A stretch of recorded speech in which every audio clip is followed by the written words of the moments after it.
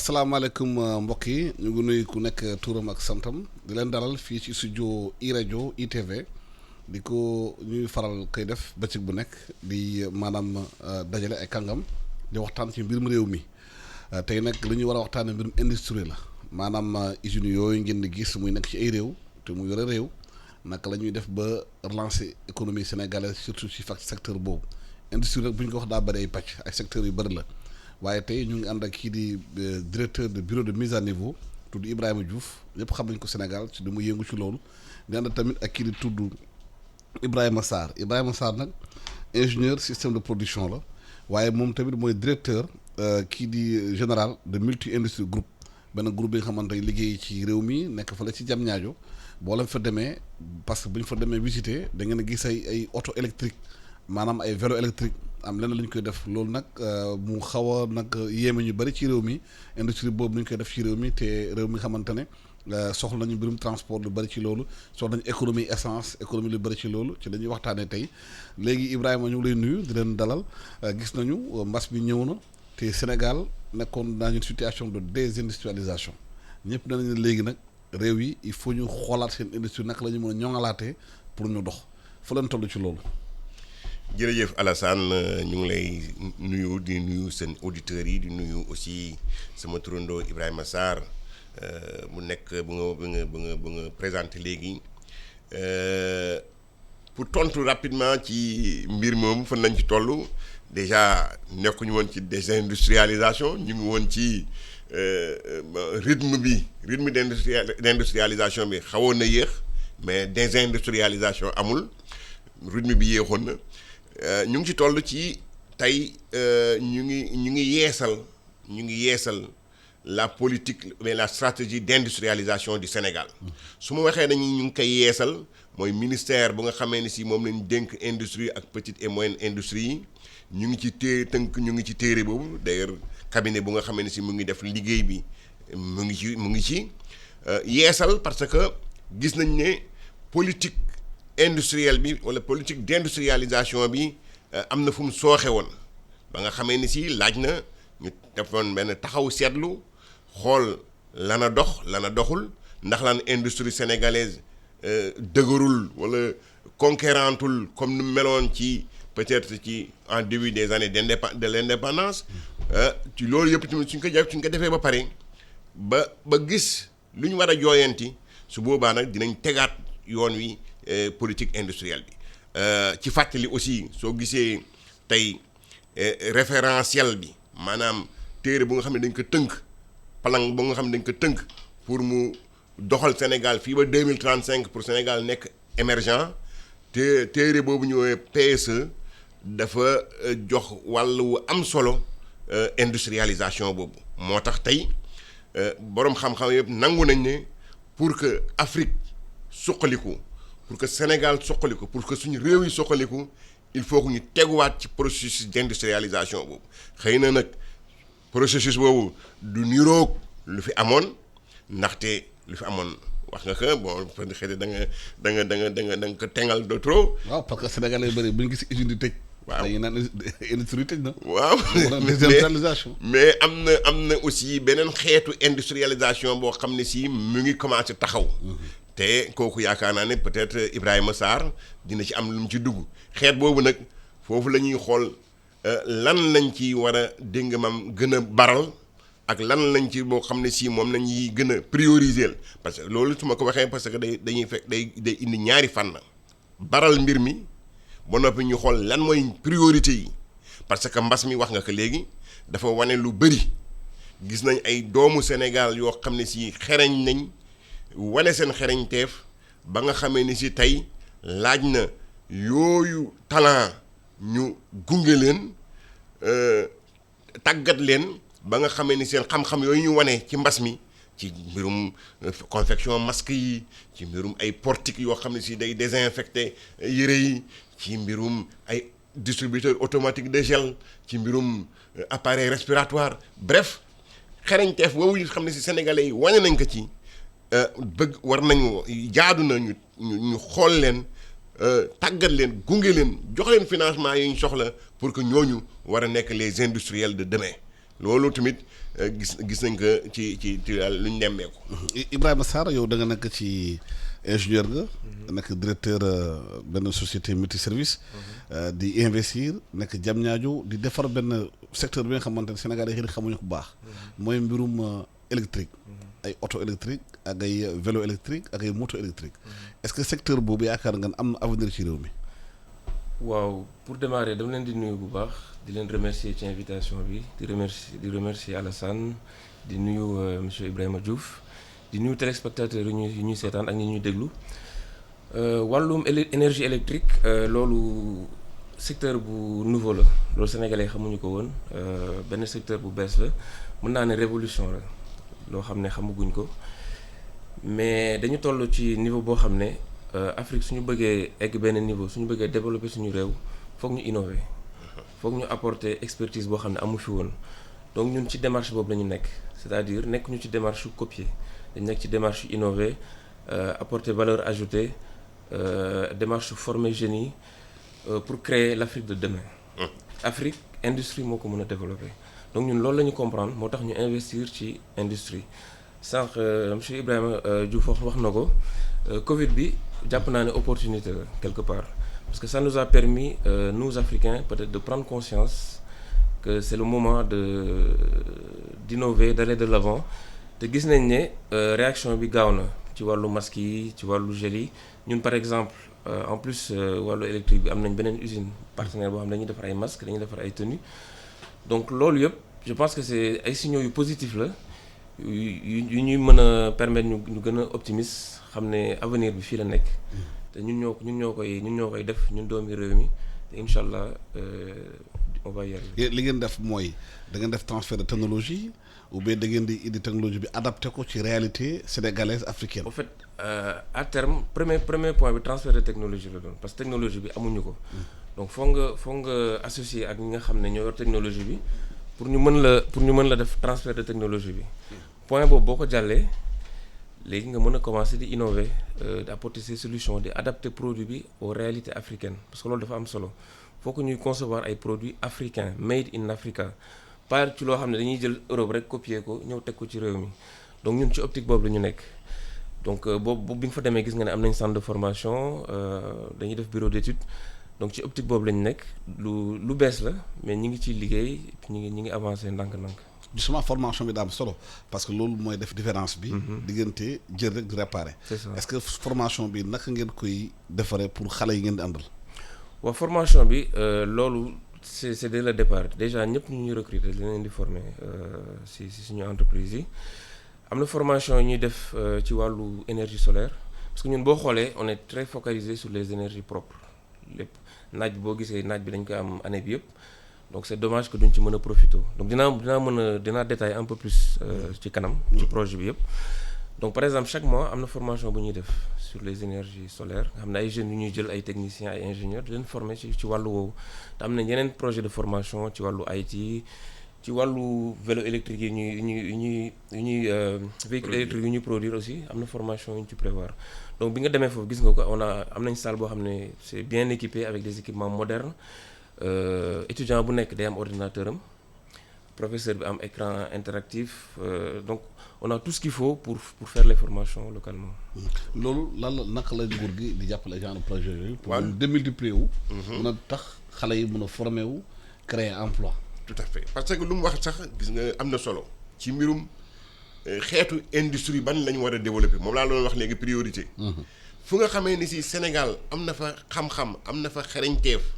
foofu dañ ko war a prioriser maanaam dañ ko war a gën a jàppale gën ko ñoŋal industrie nouvelle yooyu day laaj xam-xam yu leer. xam nga laajoo matière première bi fii xam-xam la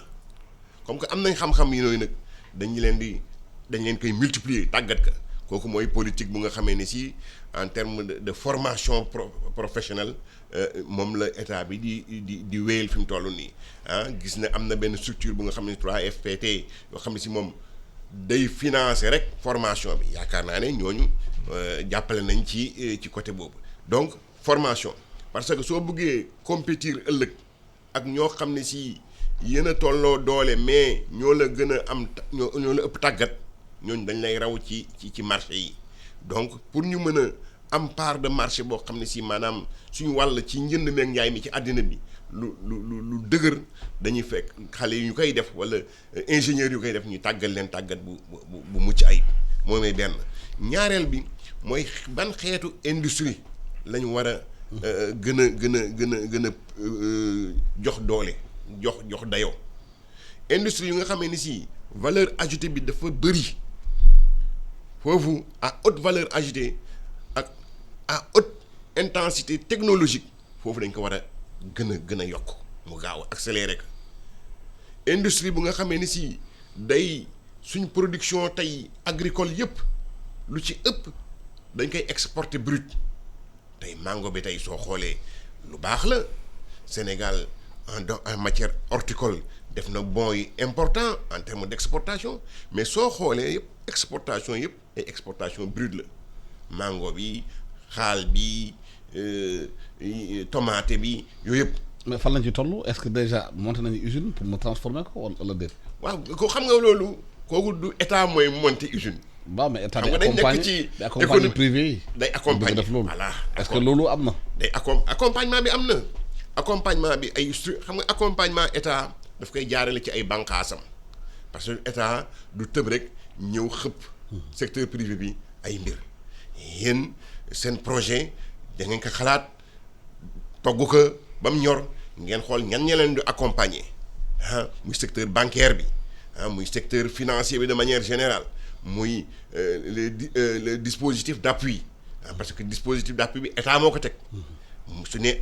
ku mel ni ADPE ma ne gungeel ndaw yi ñu mën a formaliser seen projet gungeel ndaw yi ñu mën a am ay business plan gungeel ndaw yi ñu mën a am dégg nga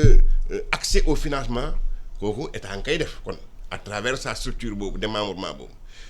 DER nga jël ko ñu ne la yow dañ bëgg jeunes yi ñu am projet nga financer leen ak famille rapidement nag bul xaar ñu ne bureau de mise à niveau yow entreprise yu nga xam ne si am nañ jëmm taxaw nañ gën leen jëmmal gën leen ñoŋal pour que ñu mën a compétir à l'international ak seen marché parce que tamit Sénégal dafa nekk léegi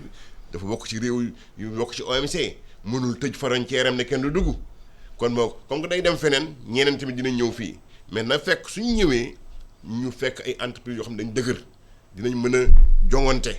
tey soo xoolee industrie bu mel ni bu ñoom Ibrahima Sarr soo demee Paris tey presque ak dans les pays européens yi les vélos électriques presque moo fa nekk léegi di daw pratiquement kooku parce que réchauffement climatique bi c'est une réalité donc il faut ñu changer mode de communication yi mode de transport yi donc lu ma bëgg wax foofu rek mooy Sénégal tamit su fekkee dafa bëgg a bokk ci réew yu nga xam ne dañuy compter ëllëg il faut que industrie am méngoog jamono méngoog ay suñu réalité aussi parce que ñun war nañ passer léegi 60% de la production mu nekk ay perte post récolte 60% bëri na. soo jëlee 100 tonnes 60 tonnes yëpp day yàqu parce que amuñu industrie bu koy transformer te mu doy ñu ngi dugg ci textile confection Sénégal ëpp la woon entre Sotiba Icotaf Sotexka yooyu yëpp mais tey pratiquement industrie boobu daw na parce que tamit politique bu nga xam ne si moo waroon gunge industrie yooyu en termes de protection en termes d'accompagnement parce que am na foo xam ne suñu fa tollee protection la laaj am na xam ne suñu fa passé ay accompagnement la laaj accompagnement financier non financier technique technologique donc yooyu la ñu war a commencer xoolaat te yaakaar naa ne effectivement étude bu nga xam ne ñu ngi koy def au niveau du ministère de l'industrie et des petites et moyennes industries loolu foofu loolu mooy jeexital bi maanaam ñu xoolaat nan la ñuy gungee hommes d'affaires sénégalais yi ak jeunes sénégalais yu nga xam ne si dañ lancé wu dans l'industrie. mais foofu laa bëgg laaj Ibrahima est-ce que sentir ngeen ni yéen si liggéey bi ngeen def accompagnement état bi si li ngeen di def maanaam sur tous les plans protection bi fiscalité bi maanaam aussi concurrent yi. waaw jàpp naa ne ci wàllu boobu dama naan ñun ak état bi dañuy liggéey boo xoolee ñu ngi ci zone industrielle bu Diamniadio bi donc c'est une zone boo xam ne ça a été très bien aménagé donc Aprosi ñu ci jàppale bu baax au niveau infrastructure hangar yi phase 1 bi donc hangar yi ñoom ñoo ko tabax donc ñu ñëw installé wu directement foofu presque service état yu bëri ñi ngi fa muy douane gendarmerie APIX donc ñu bëri ñi ngi fa di ñu jàppale au quotidien si problème bi ñu mën a jànkonteel donc ci wàllu boobu gis nañ ne état mi ngi ciy jàpp bu baax te am nañ ay facilité tamit loolu daf ñuy permettre ñu mën a comme ni ñu ko waxee ñu mën a concurrencer yeneen entreprises étrangères yi parce que boo xoolee Afrique am na contrainte yu bëri tam quand même ci wàllu énergie bi boo xoolee loolu si jafe-jafe yi la bokk parce que day tax courant bi dafa cher waaw courant bi dafa cher loolu ci la bokk exemple la rek ci wàllu main d'œuvre bi des fois nga am tuuti jafe-jafe pour trouver compétence yi nga soxla mais ñun am nañ centre de formation interne donc loolu mën naa ne impacté wuñu trop mais ci lépp lu ñuy dem daal dañ ciy gis loxo état bi nañ ci gis service état bi donc wàllu boobu ñu ngi leen ciy remercier bu baax. mais marché Sénégal est-ce que marché bi c'est le marché adapté à li ngeen di def. waaw marché bu bees la marché véhicule électrique marché bu bees la mais concept bu large la donc nu ñu imaginer concept bi du juste ay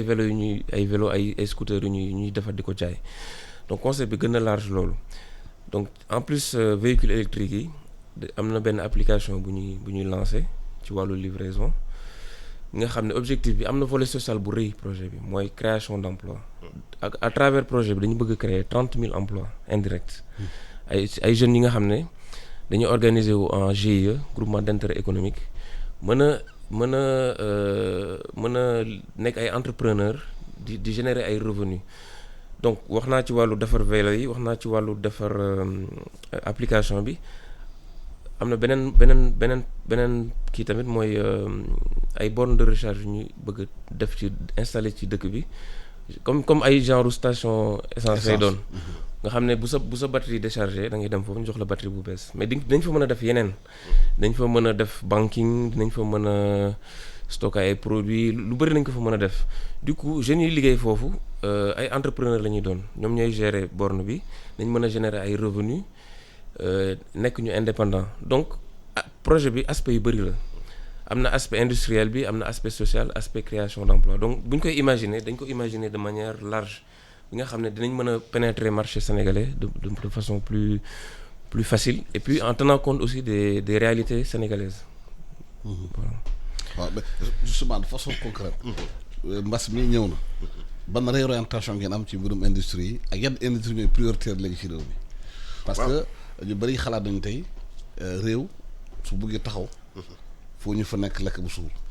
lekk bu suur mooy agriculture bi ak yooyu. est-ce que agriculture bi mokk na ci levier bi ngeen xamoon da ngeen ci investir bu baax pour Sénégal ban di jéegaat lu muy lekk. junj nga ko parce que effectivement parce que mbas mi dafa wane ay failles yu bëri faayu système productif bi parce que su fekkee dañ ne ma nga xamee ne si pour defar masque te du Sénégal kese nag. pour defar masque problème la il fallait nga dem ba Chine pour commander ay masques. xam nga su fekkee ne yow amoo doole bi amoo dayoo bi doo ko mun am kon. de ce fait feebar bi day law donc faayu système productif bi maanaam lu nga xam ne si day jóge Sénégal mu wax que ni made in Sénégal doyul néew na ci loolu aussi fànn bu nga xam ne mooy agriculture parce que gis nañ ne le président de la République ci programme de riposte bi ak d'appui aux ménages faibles ak aux entreprises les plus impactées def nañ benn fonds boo xam ne si presque une 60aine de milliards dañ ko jëndee ay kits alimentaires dont ceeb dont macaroni dont ay pâtes ak affaire mel noonu. importation moom laa lay wax. alors que fii ñun ci réew mi am nañ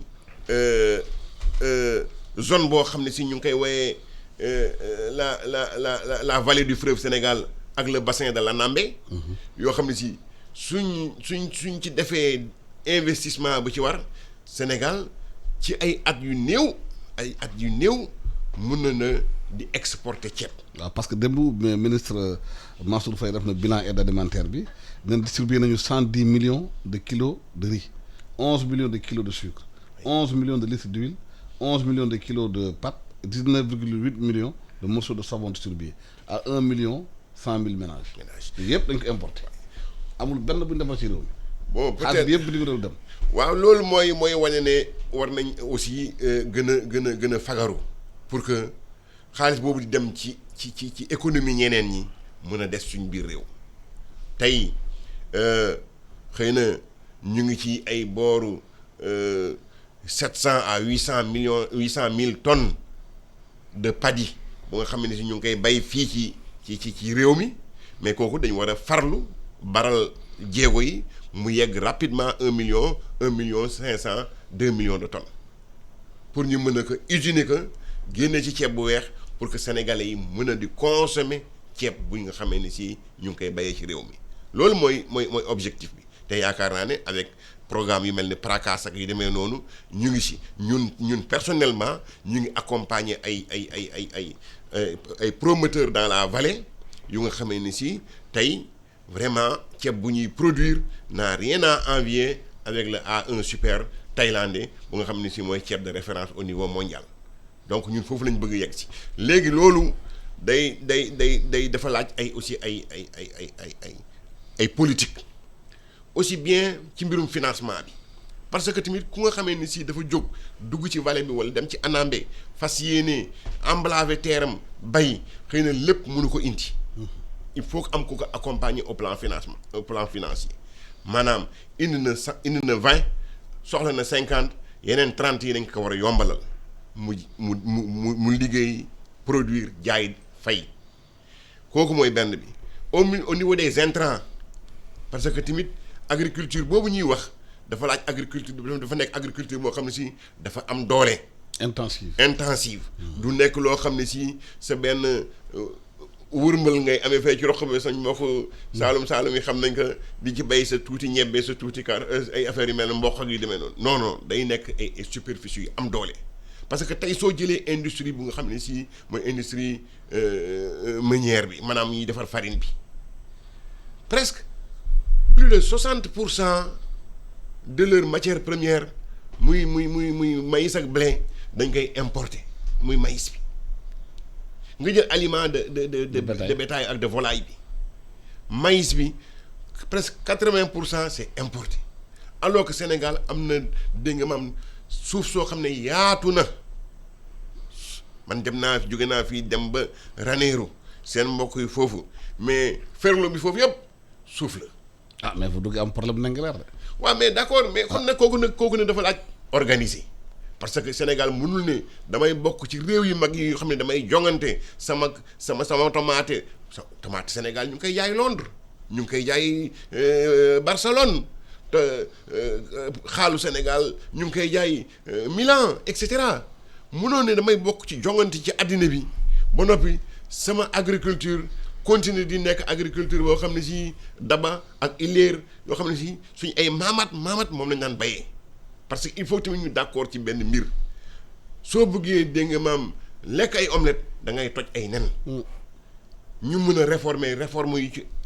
audacieuse yu mag yi yoo xam ne day jëriñ ñëpp nag day jëriñ askan bi yëpp askan bu nekk ku nekk na fi ci gis sa bopp su boobaa suñ nee Alassane Samba Diop soxla na 300 wala 400 wala 500 hectares pour mën a Sénégal di exporter ceeb du am laam-laamee parce que dinañ ko expliquer dinañ ko wax nit ñi ñu comprendre que ku nekk mën ci gis wàllam tamit aussi parce que am na tamit une petite agriculture boo xam ne si dañ ko war a protéger agriculture de subsistance boobu mais ak élevage sax même ñetti ganaar ñaari séq benn mbaam ñaari nag benn fas ainsi de suite mais am na beneen façon boo xam si nag moom il faut que Sénégal dugg si parce que Sénégal dafa war a moderniser wu Sénégal dafa war a bokk ci compétition internationale bi di ci am ndam parce que de petits pays soo jëlee Israël petit pays soo jëlee Luxembourg petit pays mais ñuy compter ci l'échiquier mondial foofu la réew mi tamit war a yegg te yaakaar naa ne émergence bu ñuy wax loolu mooy émergence pour que quand même à côté préoccupation ñu ndaw ñi ñu amul ñu doole yi mun def yu mag yi mais aussi côté boobu mu amaat itam ñu am doole am ñu mag état di leen jàppale di jàppale ñaar ñëpp. foofu explication de texte la laaj. waaw est-ce que Ibrahima yow gis nga réforme boobu am na ci réew mi pour dimbale yéen ñëw investir élargir seen compétence bu la bëggee même def leneen nga mun ko embrasser. bon gis naa ne ñi ngi ci yoon bi su ma gisee programme mu état bi ak plan yi ñuy teg seen gis naa ne ñu ngi ci yoon bi te président Macky Sall bëgg na réew mi jëm kanam te bëgg na industrie développée comme ni mu ko waxee tout à l'heure wax naa ne ñu ngi ci secteur textile bi aussi. comme ni mu ko waxee boo xoolee Afrique on a tout ce qui est ressources minières on a du coton on a tout ce qu'il faut mais da ngay jël coton bi dañ koy jël def transformation primaire exporter ko étranger mu ñëwaat ñu jaayaat ñu ko donc loolu la ñu war a chaîne boobu la ñu war a jël. def ko fii nga xam ne valeur bi fii lay nekk. naka lañ koy defee nag. loolu pour ñu def ko dinañ soxla jàppale état bi mooy comme mu wax sànq mooy yenn frein yu amoon mooy frein ci wàllu au niveau de la douane par exemple wàllu énergie tout à l'heure maa ngi doon wax ne coût énergie bi dafa élevé lu ma fàtte wax mooy par exemple au niveau de l'APROSI am na benn programme bu ñu nekk di def nii ils sont en train de mettre en place une centrale solaire au niveau de la zone industrielle donc man jàpp naa ne loolu ci projet yi ñu nekk di def la pour dimbale entreprise yi parce que loolu bu xasee ba fonctionnel dina permettre ñu réduire coût énergie bi donc loolu bokk na ci liggéey bu état bi nekk di def ak service état yi ñu mel na ay DER donc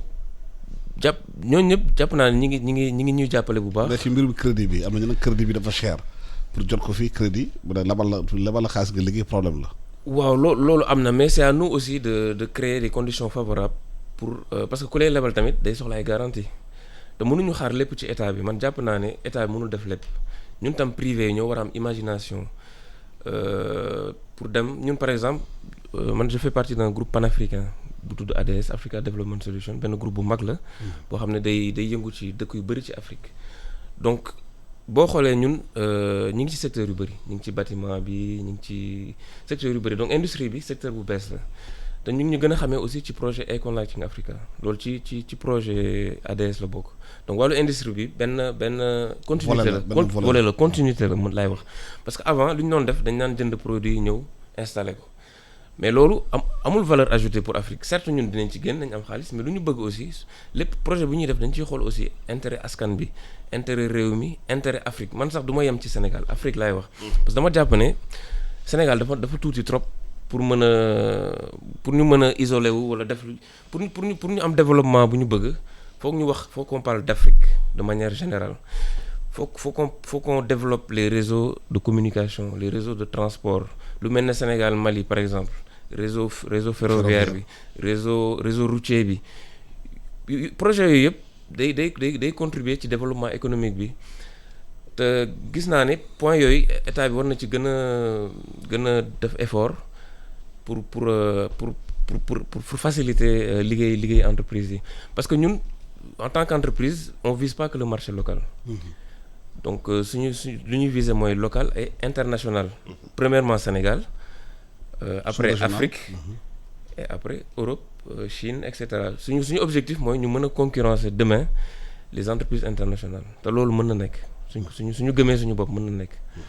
waaw ñu def benn page publicitaire balaa ñu ñëwaat ci studio bi. Publicité sur iRadio.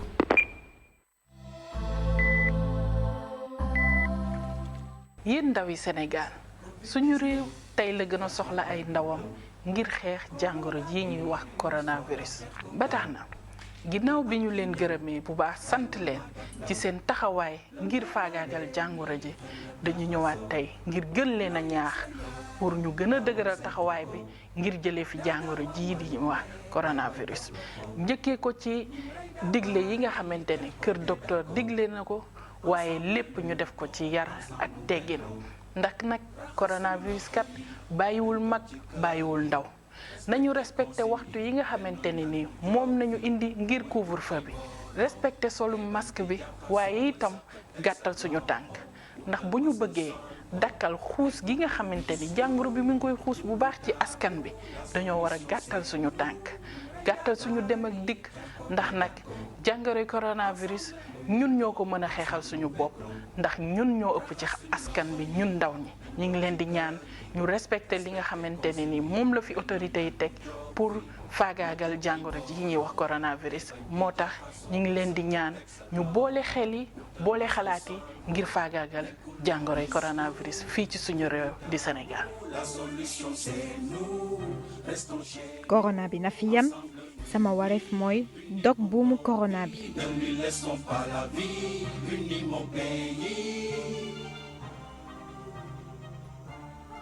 yéen a ngi déglu iRadio yéen a ngi ñu nga Ibrahima Diouf di directeur du bureau de la mise à niveau du Sénégal ànd ak tamit Ibrahima Sarr investisseur nekk fële ci plateforme Diamniadio def liggéey Ibrahima sànq wax nañu ci maanaam industrie bi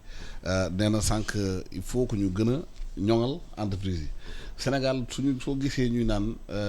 am na jafe-jafe temps yi ci mbirum industrie bi avant daaw nañu gis société yu mag yi fi nekk ay usines yu nekk fi yu bëri réew mi gën nañ Ndakaaru xale bu yeewu ci àll bi ñëw Ndakaaru saret fas yi ak saret mbaam mi bër na ci Ndakaaru ndax liggéey dafa amul ci biir maanaam gox-goxaane moo tax xale yi ñëw wut si fii lu ñu am Sénégal defoon na plan d'aménagement du territoire waaye ba léegi gisuñu ci région yi ñu créé fay usine maanaam infrastructure xamante ne xale daañu mën a xëy liggéey foofu toog fa indi fa plus-value. dëgg la loolu dëgg la parce que soo xoolee activité économique yi ak y compris activité industrielle yëpp 82%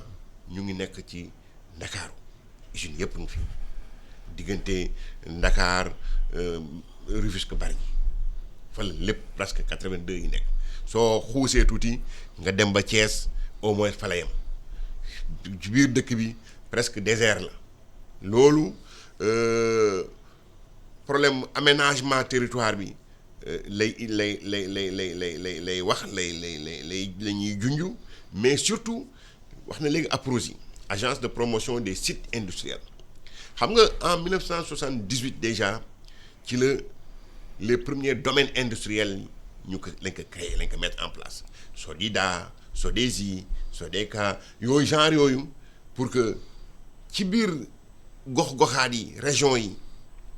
mu am ay zones yoo xam ne dañ leen aménager pour que tamit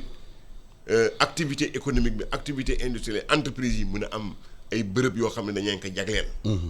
mais encore lu ñu ci nekk rek xam nga politique soo jëlee décision bu mag ba ñëpp ne moom la dafa laaj ay li ñuy wooye ay mesures d'accompagnement parce que soo ne damay def une politique d'industrialisation par substitution aux importations comme lu ñu amoon 1960 ba 1980 daanaka te derrière amul ay mesures tarifaires wala ay mesures non tarifaires yoo xam ne si da ngay fexe ba nga xam ne si sa ay industrie ñuy soog a commencé nga protéger leen je dis bien protection bi tamit du ad vitam aeternam du wéy parce que su ñuy industrie naissante ne soo neetaree nag ba taxaw da nga war a am jom dem jangonte ci loolu moo tax aussi désert bu nga gis ci dans les régions par rapport ak Dakar loolu am mais tey su fekkoon dañ ne Ibrahima Sarr yow soo Diamniadio baax na parce que c'est une ville nouvelle c'est une ville bu ñuy tabax mais suñu nekkoon que tey yow soo demoon Ziguinchor wala Kaolack non seulement dinañ la état bi dinañ la gunge. parce que vélo. mais Kaolack ak Ziguinchor. voilà dañ koy fartal di utiliser. voilà parce que n'oublions pas que Kaolack amoon na usine Isensi. usine vélo boo xam ne dafa ay moto la ñu def bébé effectivement kooku parce que proximité am ak Mali la. moo tax. te Mali comme que deux roues. dafa am solo roi la moo tax Kaolack amoon incursion boobu ci deux roues yi. am na marché guinéen. ak marché guinéen bi léegi ci ak marché gambien bi. léegi yu mel noonu su fekkoon dañ ne que soo demee Kaolack non seulement lii code des investissements bi jagleel la wala lii APIX wax la ni di nga ko am comme avantage muy exonération de TVA wala suspension de TVA wala affaire yu mel noonu ah da nga ciy boole ay prime de transport parce que foofu tamit da ngay calculer coût transport bi. di nga ci am prime d'installation di nga am lii di nga am lii di nga am lii ko su boobaa nit ñi dañuy sawar ñu dëkk ci Kaolack sax te am yàlla may leen wërsëg dañuy sawar ci investir Kaolack nga def ko Matam nga def ko Kédougou yu mel noonu région à développement prioritaire yëpp mu am une politique d'incitation pour que investisseurs yi mën fa dem toog investisseurs yi aussi pour ñu toog il faut que état def les investissements structurants. mais lan moo tax indépendance ba léegi ñu koy wax li ngay wax ni ñu koy wax di ko baamtuwaat année bu nekk ñu wax ko. waaye duñ ko def. dinañ ko def mais dafa manqué ngëm-ngëm parce que kii léegi wax na léegi saarne na da ngay gëm sa bopp parce que tey fu mel parce que suñ jëlee la filière cuir et peau ñaata yoon la ñuy wax Dallu Ngaye pourquoi Dallu Ngaye percewul sur le marché international. Pourquoi Dallu Ngaye percewul même sur le marché local mais alors que les babouches marocaines ñu ngi inondé te savoir faire baa ngi fi c'est parce que dafa am yoo xam ne si. ak les mandarines marocaines les oranges marocaines. dafa am yoo xam ne si dañ ko matalewul tey par exemple xam nga dàll cuir la wala dàll bu baax boog cuir la. peau yi tey exemple rek laay joxe. Est-ce que am nañ benn organisation boo xam ne si peau yi day nekk peau yi mucc ayib tabaski léegi ñu jot su neexee yàlla balaa boobu du may wax nag balaa sama mbokk alpulaar yi sax di ma égratigner tabaski ci yàlla àndee léegi bientôt la mais soo xoolee des centaines de milliers de peaux. nga exporte brut. à l'état brut. Est-ce que am na benn politique bu nga xam ne dañ naan Sénégal kenn dootu fi exporter te peau à l'état brut sans une transformation primaire. mais lu ko war a jël du nguur gi moo war a jël. nguur gi mooy dinañ ci wax yooyu proposition yoo xam ne dinañ ko def ñun def nañ benn note par exemple dans le cadre du bureau de mise à niveau à l'attention de l'ancien PM jox ko ne que attirer son attention sur peau yi war nañ ko mën def une valeur ajoutée fii Sénégal ba nga xam ne si day nekk loo xam ne si préfini la ñu koy soog a exporter de ce fait l'industrie de maroquinerie mën fi am. soo demee rue 11 tey xam nga ak rue 22 presque daanaka cordonnier yu ngi fay gis yëpp peau yi dañuy sooxe alors que mën nañ jël dans chaque région du Sénégal ñu ne dañ fay jël 1000 personnes 1000 jeunes pour l'emploi des jeunes par exemple 1000 jeunes ñu former leen à la technique du dépeçage des moutons nan la ñuy feesee parce que peau bi tamit plus muy am ay trous. plus dootu amati njëriñ ñu jàngal leen fees former leen ci fees si bien que ku fi amati dara lu muy def fii ci xam ne dañ ko war a fees ñooñu ñooy habilité ñu pour ñu fees suñ feesee ñu mën leen dem chaque pot ñu jox leen ci dara organiser leen ci pot yooyu de ce fait surface bi day gën a yaatu ñu mën am utilisation de ces pots là man barki dem maa ngi woon Ziguinchor maa ngi woon Molomp pour dire exactement Molomp dafa am benn activité d'élevage d'autruche bu fa am Autriche xam nga du Sénégal moomuñu waaw dañ importer ay autruche fële Afrique du Sud bu ñëwee ñu gis projet bi parce que Autriche léppam njëriñ la peau bi njëriñ la plume yi njëriñ la yàpp yoom c'est la viande la plus saine ci viande rouge la plus saine léegi bu ñu ñëwee ñun ñu accompagner leen pour ñu am benn couvoir solaire couvoir boobu day permettre à Autriche suñu nenetee ñu leen tojtal ñu leen boobu fii tojtal leen fii ñu am ay cuuj d'ailleurs les premiers cuuj Autriche génn nañ fa ba nga xamee ni si tey dootuñu te importer Autriche te Autriche non seulement huile bi graisse bu ñu génnee le litre est à 50 000 le kilogramme les hôtels se l'arrachent de la viande mais il faut mu am accompagnement yooyu par exemple pour que encore à l'intérieur du pays mu am un tissu économique bu xam ne bu dense un tissu industriel bu xaw a dense loolu ñu ngi ci état baa ngi ci ñu ngi ciy góorgóorlu dafa fekk nag réew boo xam ne ci dooleem bëriwul da ngay prioriser sa ay bëgg-bëgg daan lii moo jiitu lii moo ci topp lii moo ci topp lii moo ci topp est-ce que industrie bi ngeen liggéey yéen yaakaar ngeen au-delà de plateforme Diamniadio lawal ko ci biir réew mi comme ni nga ko waxee Ziguinchor zone bi nga xamante ne dawal vélo ak ay moto moom dafa nekk si habitude nit ñi. Kaolack amoon na sax usine bu doon defar ay vélo ak yooyu. Mali am na côté. Guinée Bissau Guinée Conakry Guinée Bissau ay marché la. est-ce que si accompagnement bi état accompagne nañ si loolu. waaw bon projet bi c'est un projet privé la déjà donc financement privé la ci wàllu financement bi ñu ngi ciy xaar appui état mais pas ci démarrage bi mais peut-être ci accompagnement bi pour la création emploi yi surtout. créer emploi bi commercialisation bi facilitation accès véhicules yi jeunes yi loolu nañ ci soxla état bi bu baax que jeune bu nekk boo xam ne bëgg na entreprendre bëgg na jënd moto état bi mën ñu jàppale pour ñu financer ko mu jënd moto loolu dina ci am solo bu baax mais comme ni ma ko doon waxee projet panafricain la mais Sénégal lañ ko démarré parce que Sénégal dafa bëri ay atu déjà positionnement géographique bi Sénégal soriwul Europe soriwul Amérique am na position géographique dafa am solo stabilité politique bi donc yooyu yëpp moo tax ñu lancer projet bi Sénégal te projet bi yamul juste ci wàllu véhicule électrique yi comme ni ma ko waxee am na beneen usine bu ñu lancé boobu on n'est pas actionnaire 100% mais ci actionnaire majoritaire lañ bokk ci usine textile la comme ni nga ko waxee par ay yére la ñuy defar ay yére donc ci Covid bi ñu ngi doon defar ay masques ñu ngi defar masque ba léegi sax am na ñeneen projet usine Sénégal également ci yeneen wàllu entreprise mi ngi tudd Multi Industries Group comme ni ko tur bi di mais boo leen lancé ci textile par exemple. waaw fekk fëgg jaay ñu continuer ñëw. mu ñu continuer importer. ban njëkkatal lay am ci réew mi parce que da ngeen a concurrencer ñiy jaay fëgg jaay. waaw mais am nañ appui de l'État mënuma ci wax rapidement mais am nañ ay services de l'État yoo xam ne ñu ngi ciy liggéey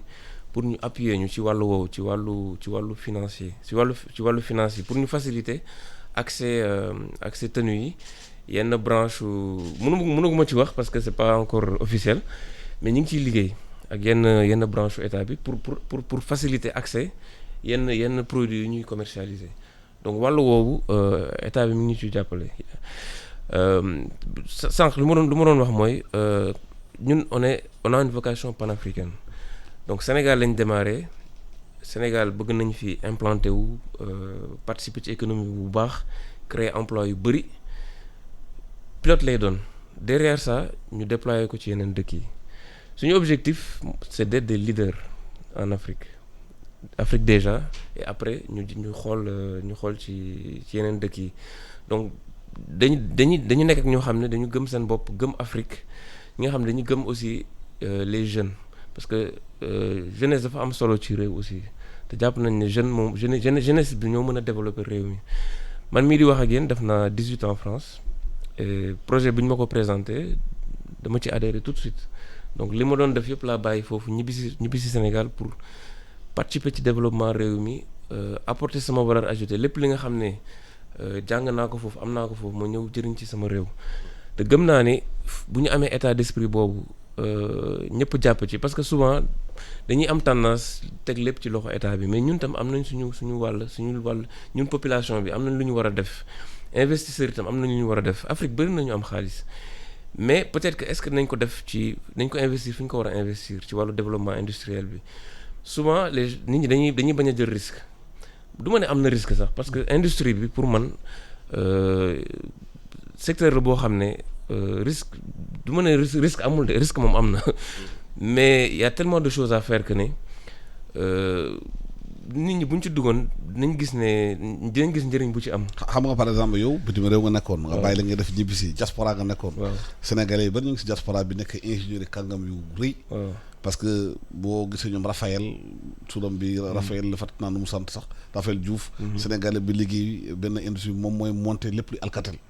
nga nag ay Sénégal dans des industries de pointe. ñu nga foofu mais loolu ñooñu bu ñu bëggee ñëw investir ci réew bi. il faudrait que aussi que sur place ñu mën a trouver benn respectable bi nga xamante ne. bu ñu indee seen xaalis mën ci dugal moo tax émigré yu bëri bu ñu amee xaalis dañ koy dugal ci ay bâtiment.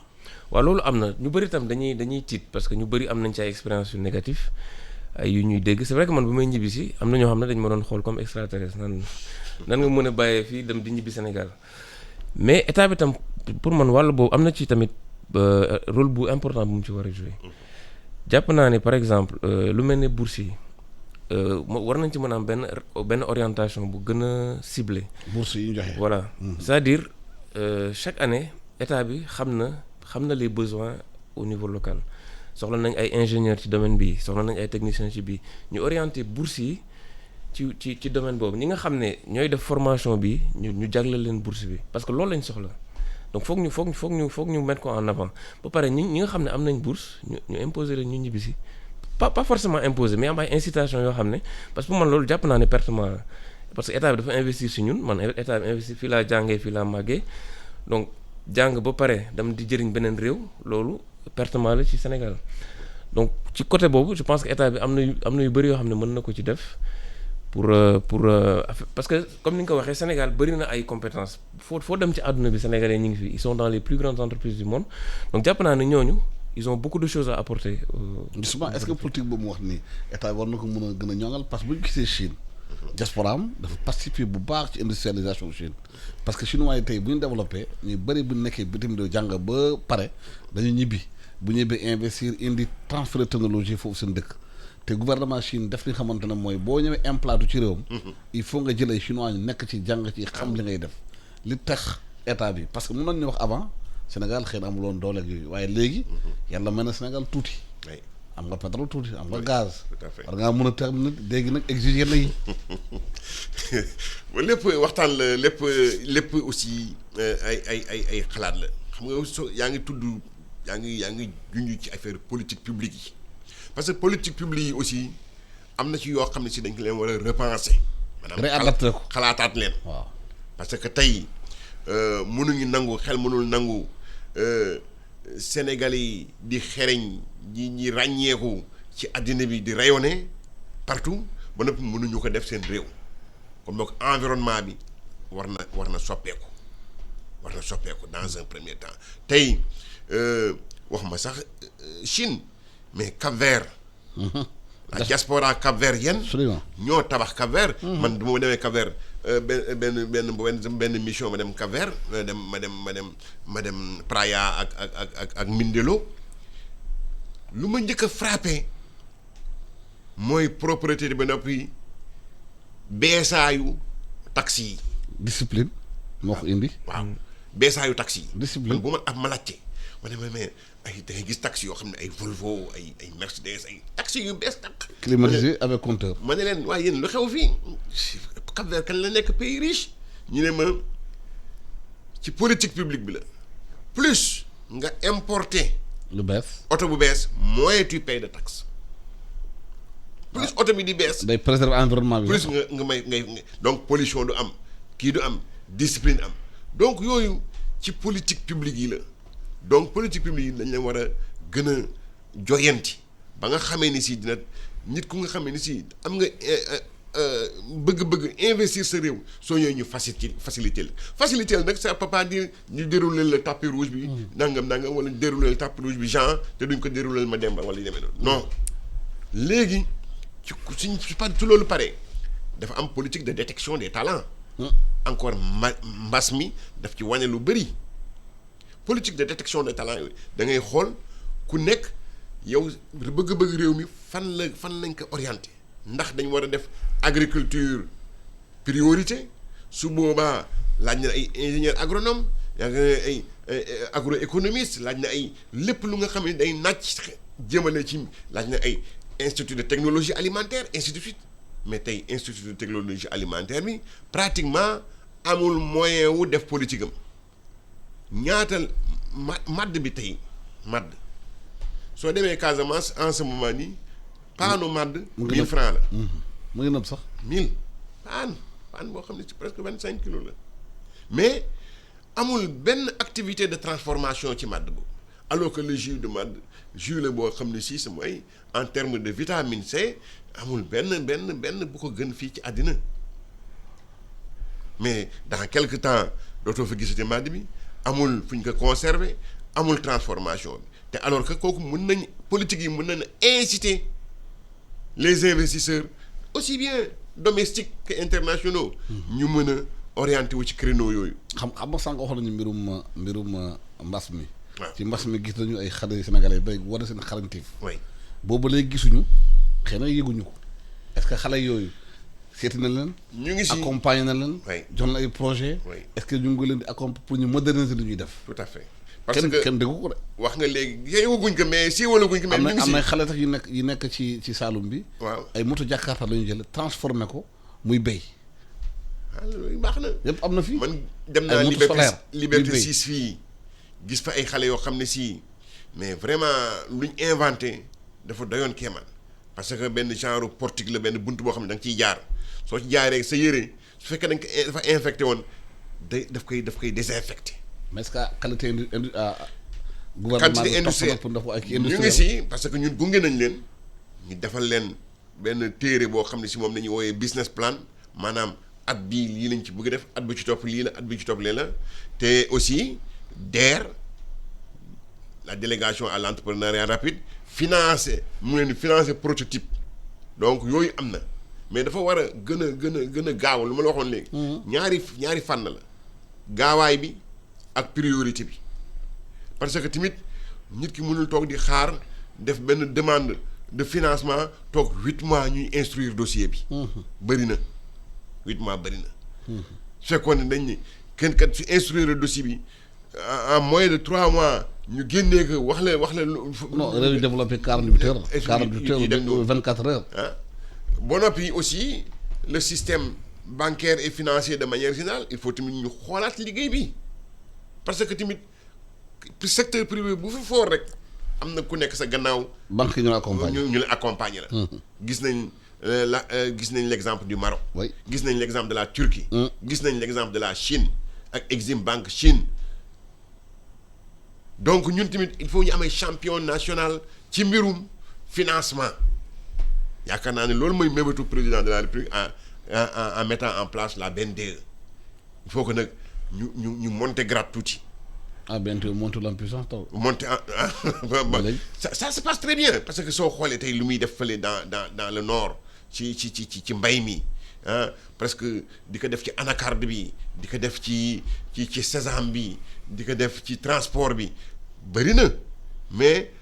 il faut que ñu jox ko ay ressources longues ak des ressources stables yoo xam ne si tey su nit ñëwee wane fa projet bu taxaw du am sikki sàkk da koy accompagner parce que pays yu émergents yëpp noonu la ñuy def te comme dañ bëgg émergent ñun tamit il faut ñu def ni ñu mel on n'invente pas la roue. mais même yéen seen secteur da ngeen soxla secteur bancaire bi. dimbal leen ci investissement yi. à des taux de crédit acceptables. parce que fii dañoo gis taux de crédit yenn saa bu la ko waxee boobu mootu da ngay lem sa bagage ñibbi dem toog. waaw loolu moom lu am la comme ni mu ko waxee secteur bancaire bi am na ci rôle bu important mu war a jouer pour jàppale entreprise yi jàppale ñëpp ñi nga xam ne dañu bëgg investir ci réew mi loolu bokk na ci frein industriels yi nga xam ne peut-être mooy tax ñenn ñi duñu gaaw a lancer wu ci projet yi. lan la ñu war a def pour yow réforme la ñu war a indi foofu. waaw loolu peut-être dañ ciy xaar ndimbalu état bi ci wàllu yenn réforme politique yi ñu war a def pour faciliter crédit yi donc loolu moom liggéey état bi la te ñu ngi leen ci xaar bu baax te comme ni mu ko wax comme loolu moom c'est un vrai frein loolu moom gis nañ ne am na impact quand même. même ci parce que dina tax projet peut-être temps bu mu waroon jël gaawaay bu mu waroon gaaw du ko def ndax taux yu fort yi wala système bancaire nu mu développé wul au Sénégal quoi par rapport ak yeneen réew yi. même si biir textile bi ngeen di yëngu aussi. école yi xale yi war nañu am tenue ñoom ñëpp benn tenue. waaw loolu ñu ngi ciy liggéey dem ci bañoon a xuus rek mais ci rentrée bi prévoir nañ loolu te financement bi am nañ ko ba pare donc prévoir nañu produire tenue xale yi. donc dina am organisme moo xam ne moom mooy financer tenue yi pour école yi nga xam ne dañu bëgg tenue organisme boobu moo leen di financer derrière ñun ñu réaliser tenue yi quoi. beneen secteur bi xam ne moom importance booy mbirum santé. gis nañu ci affaire Covid bi. war nañu investir ci santé bi nu mu gën a gaaw médicaments yeeg yooyu. dem indépendance xamante ne importation médicaments yi. président waxoon nañu relancer Médis mooy usine boobu. boobu léegi. kayit conseil des ministres daal dëgg nañ ko waaye gisuñu ndëgg am ay jéego ñu ngi ciy liggéey bu baax a baax parce que l'industrie pharmaceutique bokk na ci industrie yoo xam ne si prioritaire lañ ci processus industrialisation bu doon wax léegi parce que mënuñu amee une faculté de médecine réputées les plus performantes qui a plus de 100 ans cette année d'Afrique.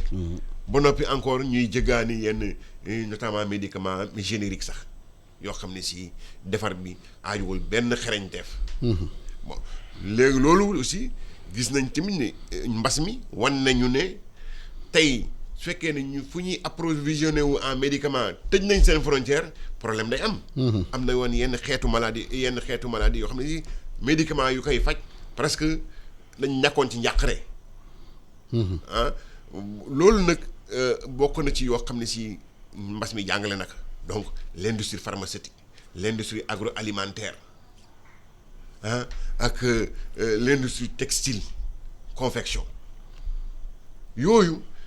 yaakaar naa ne suñ fi jógee parce que lii occasion la boo xam ne si dañuy wax ne dañuy wan suñu ay limite te nag gis sa limite bu il fas ci yéene indi saafara gàcce ne ko ci loolu mooy fulla ak fayda sax. donc loolu moom yaakaar naa ni autorités yi jël nañ ko noté nañ ko te ñu ngi ciy liggéey ba nga xamee ni si Sénégal daal dañ bëgg mu jël place am ci industrie ouest africaine bi d'abord ensuite industrie africaine bi parce que tey domaine yu bëri ñun presque am nañ ci ay avantages yu wér te wóor ak ay benn avance bu notoire mais nag lu ñuy wax rek qui n'avance pas da ngay reculer. te su fekkee ne am nañ avance par rapport ak yeneen pays yu ñu wër yi te defuñu dara yeneen pays dañuy dab. te boobu laaj nañ ñu mun ci taxaw bu baax a baax. voilà Ibrahima Diouf maa lay gërëm di la sant di gërëm tamit Ibrahima Sarr Ibrahima Diouf mooy directeur du bureau de mise à niveau Ibrahima Sarr moom ingénieur du système de production la te tamit moom mooy directeur général multi industrie groupe yu nekk fële ca Diamniadio def liggéey moom dafa liggéey ci mbirum confection ay yére di mbirum aussi ay moto voiture électrique multi service la ñu leen di gërëm ci li ngeen bàyyi seen yitte yëpp ñëw tey waxtaan ak ñun di gërëm tamit équipe technique bi nekkoon suba léegi di jox parole bi Mouhamed Kandji mu continuer matinal bi jërë ngeen jëf